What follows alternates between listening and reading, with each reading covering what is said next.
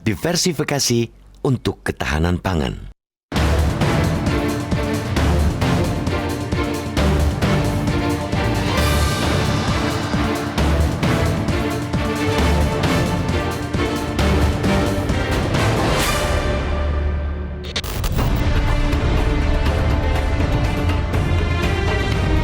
Ketahanan pangan sangat penting untuk diperkuat di tengah pandemi COVID-19 sekarang ini.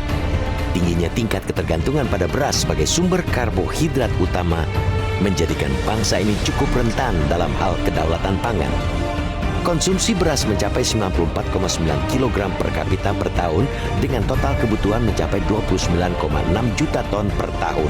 Konsumsi yang besar ini membuat Indonesia tidak dapat terhindar dari upaya impor beras. Memang produksi beras lebih tinggi daripada kebutuhan, tetapi pemerintah butuh impor sebagai persediaan untuk mengendalikan harga di pasaran. Melansir data Badan Pusat Statistik atau BPS, impor beras mencapai 2,25 juta ton pada 2018. Jumlah itu meningkat pesat dari 305,27 ribu pada 2017. Adapun realisasi impor beras tercatat 444,5 ribu ton pada 2019. Ketergantungan pada beras juga menjadi ironi di tengah besarnya kekayaan sumber daya alam negeri ini berupa ragam sumber hayati penghasil karbohidrat tinggi. Semakin kita tidak bergantung pada satu sumber makanan, ketahanan pangan juga akan makin kukuh. Sebenarnya bangsa ini sangat kaya komoditas pangan non-beras, seperti jagung, ubi jalar, atau sagu sebagai makanan pokok sehari-hari. Namun saat pemerintahan Orde Baru yang mengusung program swasembada beras telah memudarkan program keragaman pangan. Dari data pada 1954, komposisi karbohidrat dalam struktur menu bangsa kita menunjukkan proporsi beras hanya 53,5%. Sisanya dipenuhi dari ubi kayu 22,6%, jagung 18,9%, dan kentang 4,99%. Kondisi itu terus berubah pada era Orde Baru. Pada akhir 80-an, proporsi beras semakin dominan mencapai 81,1%, sisanya ubi kayu 10,02% dan jagung 7,82%. Orde Baru makin mendorong beras untuk menjadi bahan pangan utama di seluruh Indonesia. Penyeragaman konsumsi beras di Indonesia membuat makanan pokok lokal terabaikan. Kini, upaya mengembalikan keragaman pangan tengah dilakukan oleh pemerintahan Joko Widodo Ma'ruf Amin melalui gerakan diversifikasi pangan yang dipelopori Menteri Pertanian Syahrul Yassin Limpo. Gerakan yang serentak dimulai di 34 provinsi seluruh Nusantara. Selain sebagai antisipasi krisis pangan global dan ancaman kekeringan, penyediaan pangan alternatif sumber karbohidrat lokal non-beras, gerakan ini juga diharapkan mampu mengurangi ketergantungan konsumsi beras. Konsumsi pangan lokal sumber karbohidrat lain pun meningkat. Kementan mengajak seluruh gubernur dan bupati atau wali kota untuk bersinergi, menguatkan gerakan diversifikasi pangan ini dalam upaya mengukuhkan ketahanan pangan, kembali meneguhkan bahwa bangsa ini punya keanekaragaman pangan yang besar, tidak hanya beras yang membuat kenyang. Sejumlah daerah sudah mengeluarkan kebijakan sehari tanpa nasi, akan tetapi kebijakan itu tidak pernah efektif dilaksanakan. Perlu keteladanan kepala daerah untuk memelopori konsumsi pangan lokal. Upaya diversifikasi pangan lokal ini ditargetkan menurunkan konsumsi beras dari 94,9 kg per kapita per tahun menjadi 85 kg per kapita per tahun pada 2024. Selain itu, upaya ini diharapkan dapat menumbuhkan UMKM pangan sebagai penyedia pangan lokal. Namun, upaya ini tentu tidak mudah. Membalikan persepsi masyarakat untuk mengganti beras dengan komoditas lain mesti diikuti dengan kebijakan dan aksi kampanye yang masif. Pekerjaan rumah lainnya, pasokan bahan pangan non-beras mesti bisa diandalkan. Pemerintah tidak bisa ujuk-ujuk memaksakan kebijakan diversifikasi pangan jika produksi pangan lokal seperti umbi-umbian di setiap wilayah belum bisa ditingkatkan. Ketersediaan bahan baku yang terbatas dan harga yang kurang kompetitif ketimbang komoditas pangan utama, yakni beras, masih menjadi kendala terbesar.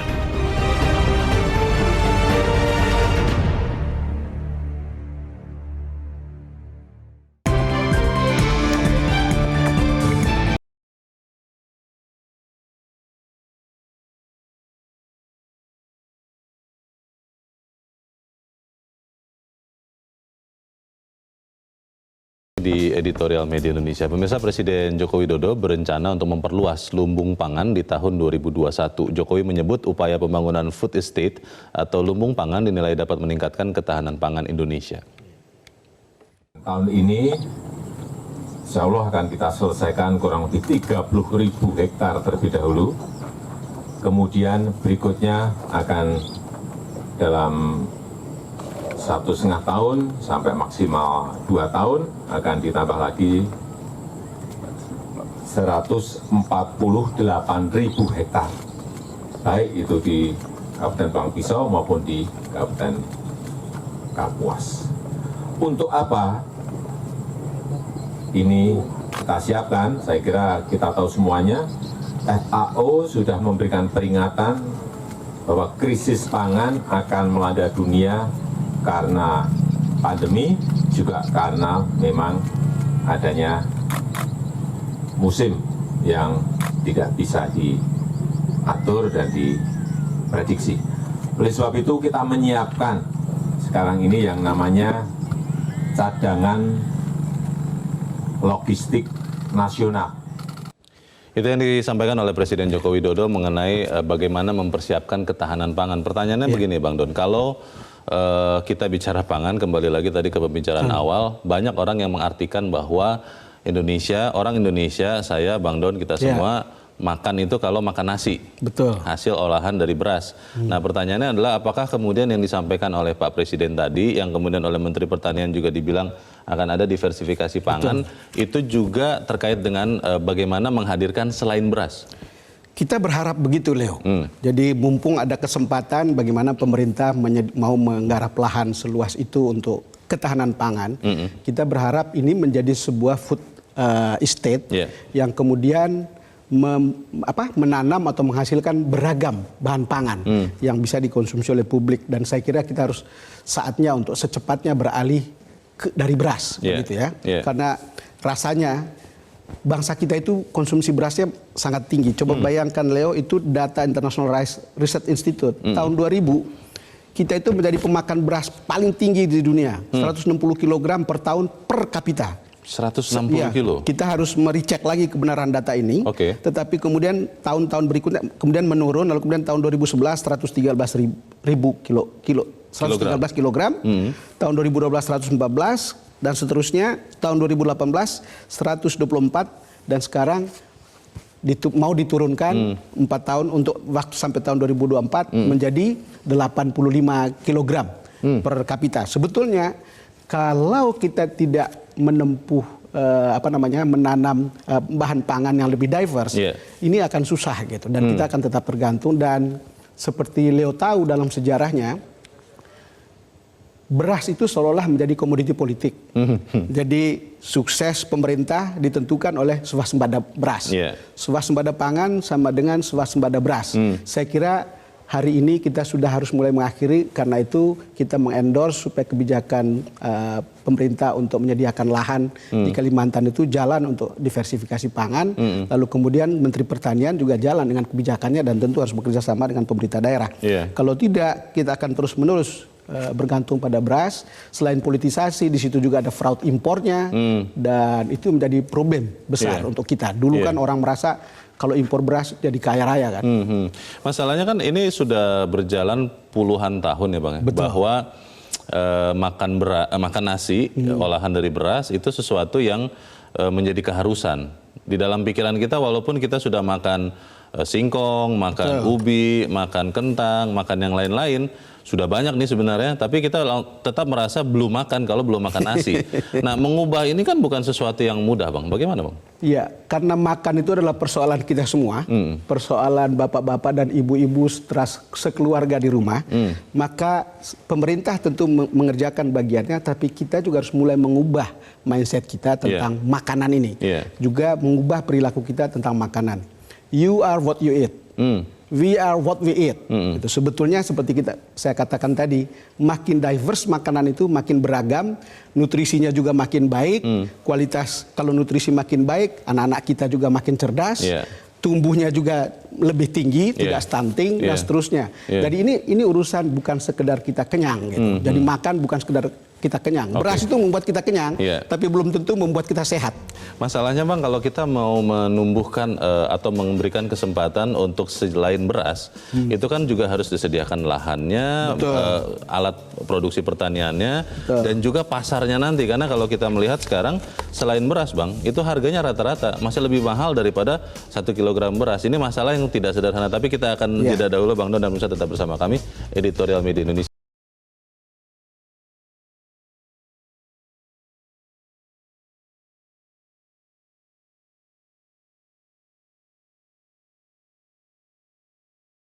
Anda masih bersama kami di Editorial Media Indonesia. Kita di bagian akhir dari diskusi kita. Bang Don, sebelum kita lanjutkan diskusi, kita dengarkan dulu Bang pendapat dari pemirsa Metro TV. Kita sudah terhubung dengan Pak Nugroho di Jakarta. Pak Nugroho, selamat pagi Pak. Selamat pagi Bung Don, selamat pagi Bung Leonard. Pak Nugroho. Selamat pagi. Silakan Pak, singkat padat saja, silakan. Pangan itu adalah kebutuhan nomor 1 dalam dasar kehidupan manusia. Ketahanan pangan itu mutlak untuk kehidupan manusia maupun bangsa di segala zaman. Ya. 40-50 itu tetap harus makan. Nah, berkaitan dengan ketahanan pangan ini adalah soal penghasil pangan, yaitu petani dan tanah. Ya. Hari ini dua itu tidak diperhatikan. Tanah sekarang dialihkan menjadi industri kebun dan sebagainya. Iya, iya. Pangan, penghasilnya petani itu tidak mendapatkan perhatian. Oke. Kredit untuk petani tidak ada. Jadi petani harus diperhatikan, dikasih bantuan teknik dan hasil produksinya harus dibeli. Ya. Baik, terima kasih Pak Nugroho di Jakarta untuk pendapat Anda. Selamat pagi Pak Nugroho. Di belakang Pak Nugroho ada Ibu Indra di Cirebon, Jawa Barat. Bu Indra, selamat pagi.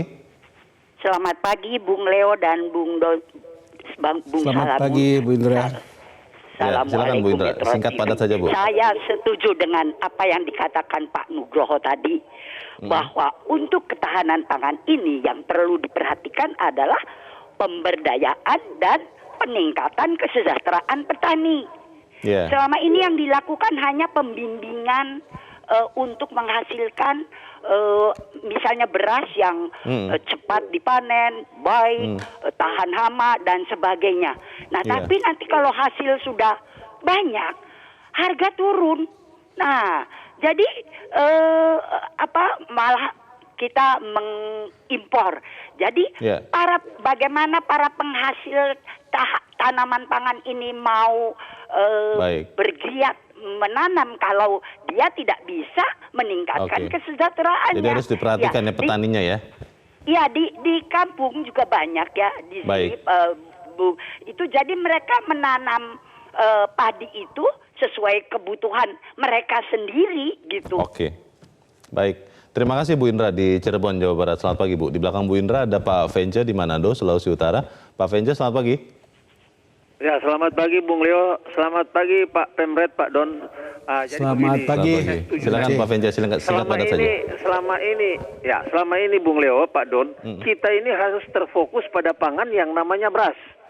Padahal coba kita jalan-jalan di Indonesia Timur, itu masyarakat masih saja dia mengkonsumsi ada umbi-umbian, ada jagung, ada pisang. Nah, kalau ini jadikan salah satu produk utama dari masyarakat, ya saya kira beras jangan lagi dijadikan fokus ketahanan pangan, tapi ketahanan pangan untuk menyentuh kebutuhan hidup masyarakat itu harus kita juga lihat dari makanan-makanan tradisional itu, sehingga barangkali suatu ketika produksi beras kita bisa diekspor dan masyarakat ini kita bantu mereka bagaimana menyiapkan dana untuk menghidupkan olahan-olahan produk tradisional mereka seperti yang saya katakan tadi, jagung, pisang, umbi-umbian dan lain-lain, termasuk sagu. Saya kira itu, saya setuju Pak Don Bosco bahwa ketahanan pangan kita juga harus lihat produksi pangan yang selama ini kurang diperhatikan pemerintah. Itu saja. Terima kasih. Selamat pagi.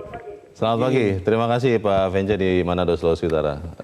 Kalau pemirsa mendukung Bang Don, tapi kembali lagi ke pertanyaannya sebelum jeda tadi, bagaimana dengan ketersediaan lahan? Bagaimana dengan dukungan pemerintah daerah khususnya untuk membantu para petani menanam selain padi?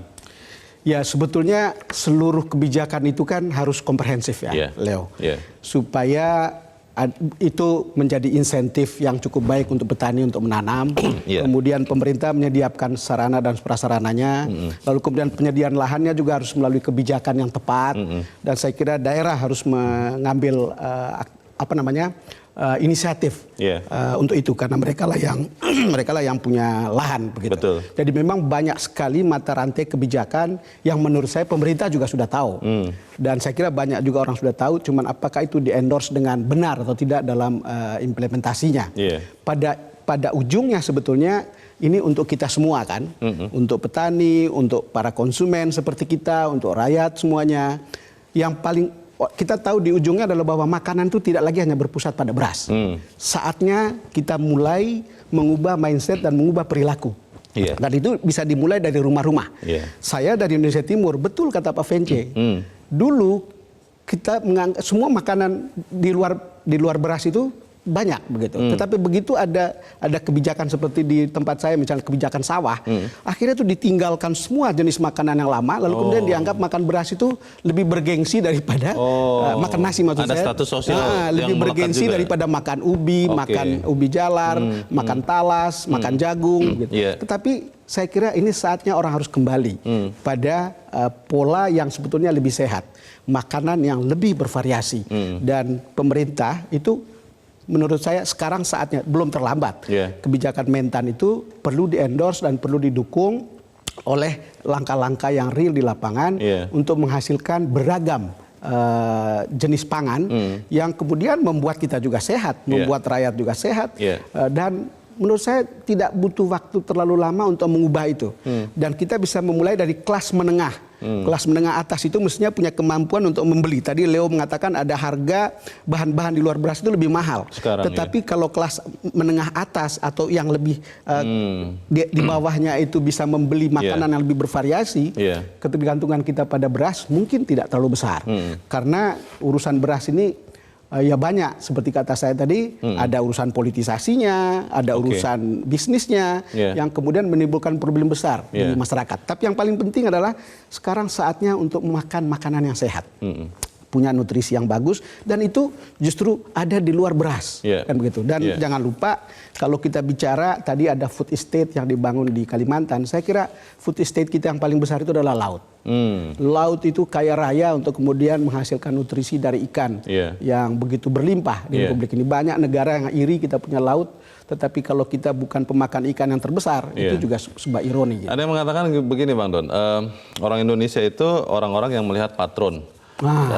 Masih ingat pada zaman dulu Pak JK wakil presiden pertama, beliau menggunakan sepatu dari Cibaduyut, ditaruh di atas meja dan dia bilang ini sepatu dari Cibaduyut. Itu langsung penjualan sepatu di Cibaduyut meningkat luar biasa. Kalau sekarang melihat Pak Jokowi menggunakan jaket apa, menggunakan payung apa, menggunakan sepeda apa, itu langsung lari semua, Bang. Nah, kalau saya pikir apakah memang pejabat, mungkin Pak Jokowi bisa memperlihatkan bagaimana ketika makan begitu di dalam sidang atau yang lain, ya jangan makan nasi. Mungkin ya, saya beberapa kali ikut undangan Pak Jokowi di istana. Ya selalu seperti disajikan begitu beragam makanan lokal. Itu menariknya adalah semua jenis makanan itu adalah makanan lokal. Lalu kemudian juga ada nasi gitu. Cuman memang pola kita makan kan kita terdiri dari dulu itu ambil nasi duluan. Ambil nasi dan cari teman-temannya. Ambil nasi lalu kemudian cari teman-temannya. Kalau di tempat yang lebih maju, orang ambil teman-temannya dulu, baru kemudian belakangan nasinya. Dan dia makan nasi itu cuma sedikit karena dia sudah kenyang untuk memilih yang lain-lain gitu. Nah, kemampuan masyarakat menengah kita sekarang mestinya bisa dimobilisasi untuk itu sehingga kita tidak tergantung beras. Betul, perlu contoh. Kita harapkan itu kita bisa lakukan sama-sama karena kembali lagi ujung-ujungnya untuk membuat kita lebih tahan dalam menyediakan pangan. Bang Don, terima kasih sudah hadir di tempat ini. Sama-sama, Leo. Selamat pagi, Bang. Selamat pagi, Leo. Pemirsa, membalikan persepsi masyarakat untuk mengganti beras dengan komoditas lain harus diikuti dengan kebijakan dan aksi kampanye yang masif. Pekerjaan rumah lainnya adalah pasokan bahan pangan non-beras harus bisa diandalkan. Pemerintah tidak bisa ujuk-ujuk memaksakan kebijakan diversifikasi pangan kalau produksi pangan lokal seperti umbi-umbian, belum bisa ditingkatkan. Ketersediaan bahan baku yang terbatas dan harga yang kurang kompetitif yang dibandingkan beras masih menjadi kendala terbesar dan ini harus kita atasi. Saya Leonard Samosir, terima kasih Anda sudah menyaksikan. Selamat pagi.